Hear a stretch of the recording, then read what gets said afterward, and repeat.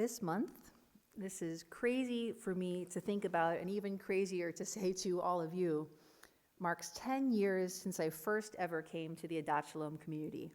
I can't believe it's been 10 years. Just a few months ago, I was thinking back to my beginnings in this community and remembering how it all came together, and I ended up reading some old emails, and this is what I found. The date of this email, Thursday, February 11th, 2016, addressed to Joanna Garcia and Barry Bar-El, me in the CC field, subject line introducing Miriam. The email reads, "Hi, Barry and Joanna. I'd like to introduce you to Miriam. She has agreed to read Torah for us on February 27th and March 5th, all 7 aliyot and maftir. I hope this is the beginning of a wonderful relationship." Wow. I never would have guessed, I never would have imagined that things would unfold this way. Before I came to Adat Shalom for the first time 10 years ago, I had read Torah many times, but never ever all 7 aliyot. I wasn't actually sure whether I could do it, but I wanted to find out. I've always been a person who has welcomed a challenge, who has appreciated an opportunity to rise to the occasion. In the moment, I was just being myself. I didn't realize I was forging a path toward my future. Now this year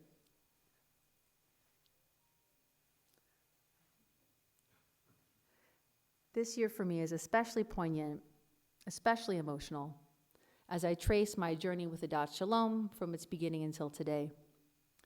Because there was a specific reason, there was a specific occurrence that led Adat Shalom to reach out to me and to other Torah readers exactly 10 years ago.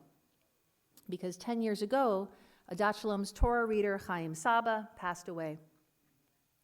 He died on the 24th of Shvat, 5776, corresponding to February 3rd, 2016, just a few days before I was introduced over email to Joanna and Barry.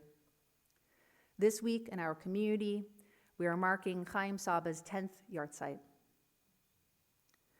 I've spoken from our bima before about this connection I feel to this member of our community who I never met, whose ending in our community made way for my beginning. And this year, on my 10-year Adat Shalom anniversary and his 10th yahrzeit, I feel that connection more powerfully than ever. All of this has got me thinking about endings, about beginnings, about cycles. The flow of life is the sadness of loss and the hope of something new. The resources that Jewish tradition provides ask us to stop at moments throughout the year and moments throughout the life of a family and a community and notice that things are changing. Sometimes these moments are filled with sadness, like when we observe a yahrzeit, and sometimes these moments are filled with joy, like when we celebrate a new baby coming into the world. So happy sidebar. Today in our community, we're celebrating the recent birth of Nes Ilana, the second grandchild of Janice and Charlie Levine. And today in our community, we're celebrating the recent birth of Oriya, the second daughter of Daphne Sizomu, our Chaim Sabbah Torah reader, and her husband, Samson Indiritu. With gratitude to God, we celebrate that these beautiful babies, their parents and grandparents, and their siblings are all happy and healthy. Mazal tov to their families, and mazal tov to us, to our Adat Shalom community. This week we read Parashat Yitro, the story of the Jewish people receiving the 10 Commandments. It's a powerful and mysterious story. In our weekly warm-up Torah study, we explored various commentaries and interpretations. Did the Jewish people accept the 10 Commandments readily as free people, now that they were no longer enslaved? Or were the Jewish people somehow pressured or coerced? With the thunder and lightning and blast of the shofar growing louder and louder, how are we supposed to understand exactly what happened? Today, as I am drawn to reflect on endings, beginnings, and cycles, I can't help but think, this generation of the Jewish people, this generation who left Egypt and received the Torah at Mount Sinai, were never able to complete the journey through the wilderness. Were never able to enter the promised land. We read about this a little bit later on in the Torah, in the book of Bamidbar, the book of Numbers. Moses sends out 12 spies to scout out the promised land. They bring back bad reports of the land, and the Israelites are afraid to enter. God does not take this very well. God sees this generation rejecting their promised land, and God says, okay, fine. If you don't want to enter the land, you'll just die here in the desert. Your children will be the ones to enter the land that you rejected. We can look at this story. We can look at so many things that happen to us in our lives and ask, why does it have to be this way? Why couldn't this generation continue on? Rabbi Jonathan Sacks explores this question in profound detail and suggests his own explanation. And he says, one of the most striking features of Judaism is that it is not centered on a single figure, a founder who dominates its entire history. Instead, each age gave rise to its own leaders. They were different from one another, both in personality and in the type of leadership they exercised. Leadership, Rabbi Sacks explains, is a function of time. In each generation, leaders bring their contemporaries with them, neither longing for the age that was, nor rushing precipitously into an age that cannot yet be. In other words, the time for Moses and his contemporaries had simply come to its end. It was time for an ending, yet it was also time for a new beginning. It was time for the community to cycle forward into a new generation, with new leadership to carry the community forward, without longing for the past, without rushing into the future. Now, on the one hand, I find this hopeful, but on the other, I find it extremely difficult. For me, it's easy to find hope in a new generation. Maybe this is because, like my dad, I'm a teacher and educator by nature. Maybe this is because, like my dad and my mom, I'm curious and optimistic. And maybe it's because I myself am always up for a challenge, like reading all 7 Torah aliyot when I've never done it before. I want to find out just how much I'm capable of. And I feel the same way about the people around me. I want to see how far we can go together. But letting go of the past, that's easier said than done. When we look around at all that our previous generations have given us, when we stand in awe of their gifts and their inspiration, we miss them.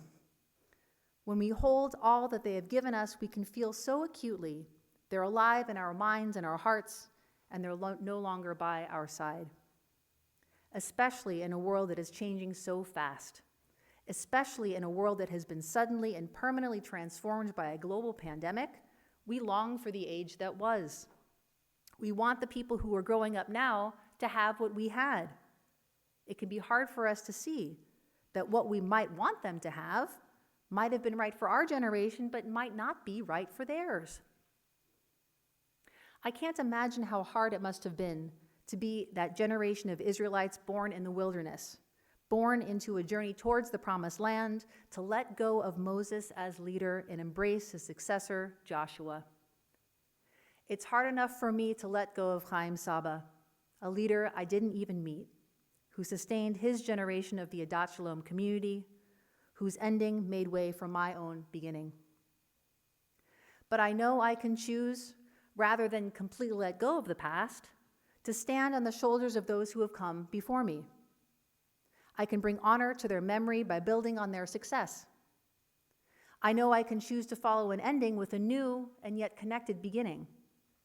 I know that I and we can move ahead into the future. Let's face it, the future ahead is coming up fast. Rabbi Sacks warns us to refrain from rushing precipitously ahead into an age that cannot yet be, but our moment in time, for better or worse, every day is a precipitous rush forward. Today's cannot yet be is tomorrow's long gone already. We have to be willing to innovate at a pace that our own teachers, our own childhood leaders could not have imagined. Because, brilliant as they are, they could have never imagined our world. So here's what we can do, all of us, to honor those in our community who came before us, leading us out of our narrow straits into the wilderness of our present. And here's what we can do, all of us, to nurture the young people in our community who will become the generation to take our people into the promised land. First, we can take an honest look at ourselves, at this season in our lives, and in our current relationship to our community. All of us here today have experiences in our past, and all of us here today have the potential to look into our future and to innovate. We can look at ourselves and get ready to make a choice. And we can choose in this particular season of our lives, and we can change our minds in the future. We can choose what role we want to play. We can embody the foundation of our past with our wealth of experience, our institutional memory. We can be the shoulders that others stand on. Or we can be the shoulder standers, the decision makers, the innovators, the ones who are willing to try things that no one has imagined, things that move our present generation into the future, steadily, readily, being quick but not rushing.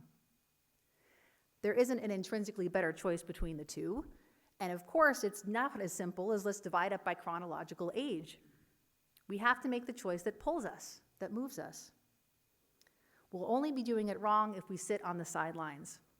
We'll only be doing it wrong if we choose to be the foundation of our past and then throw proverbial tomatoes at the innovators who are trying new things. We'll only be doing it wrong if we stand on the shoulders of those who came before us and insist on doing things the way we've always done. We'll know we'll be doing it right when we embrace endings, beginnings, and cycles. We know we'll be doing it right when we take an honest look at ourselves and either take on the mantle of decision-making, leadership, and innovation, or draw together the strength of our experiences and become the shoulders the innovators can stand on, allowing them to bring our community success they couldn't possibly find on their own. Leadership is a function of time. May we always, always respect the past without longing for the age that was. And may we move ahead steadily, never rushing, always with courage. Together, we'll move into the future. Shabbat Shalom.